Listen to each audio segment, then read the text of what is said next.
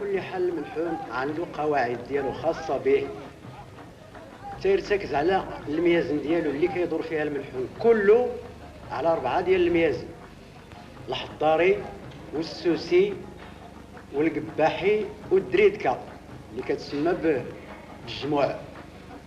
ثم القياسات ديالو ديال الموسيقى: الاستهلال، كاين المايا، كاين الحجاز والصيكا والرصد. هذا علاش كيدور الملحون كله، الموسيقى ديالو، الوزن ديالو، لان الصنعه التقليديه هي بنت الملحون، والملحون ولد الصنعه التقليديه وكتعايقوا به وتيعناو به في المغرب.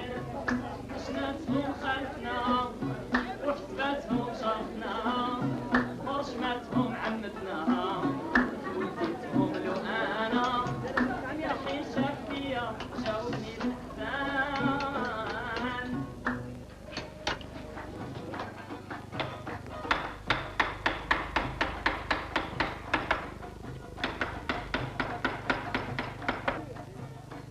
ثم الموسيقى ديالو ما كتهمش يكونوا 8 د الكمانجيه ولا 10 د الكمانجيه، تيهم يكونوا 2 كمانجات وعود وسويسن وقنبري في الملحون فقط، ولكن يكونوا ماليه تيعرفوا يضربوا الملحون.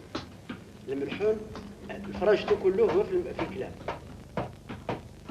واحد تيمدح مثلا امداح نبويه، واحد موعظه التوسلات بحال مثل سيدي قدو العالمي: يا من بلاني عافيني رحمتك النال، خف حملي تسرح يرتخى عقالي. كاين واحد تيمدح الغزال مباشرة، وواحد تيمدح الغزال وهو غايب، مثل بحال اللي كيمدح الغزال وهو حاضر، تيقول لها: يا اللي سعدي بيك سعاد، في ركابك ساير سعاد، سعداتي يا سعاد منك سعادي، وسعد سعدي بهلال سعودك السعديه. هذا دابا تيمدح الغزال مباشره. واللي كيمدح الغزال وهو غايب اش تيقول له؟ سباب لي عتي وهو يا وقرايحي وتهياجي، ذات البهال وهاجي، سلطان تريام غزالي بوسالفي الخدوج.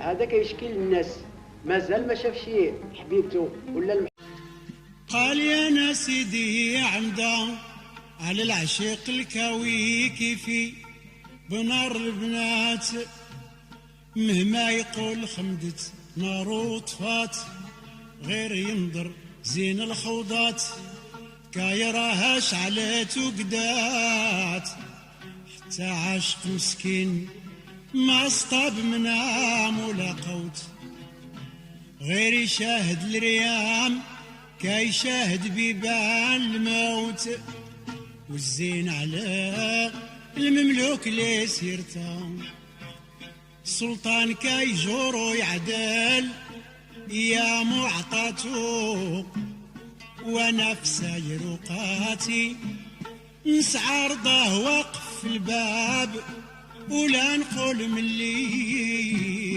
قولوا لا غيساء ولا سكين، جود بوصالك عالعشيق يا ام الغيث.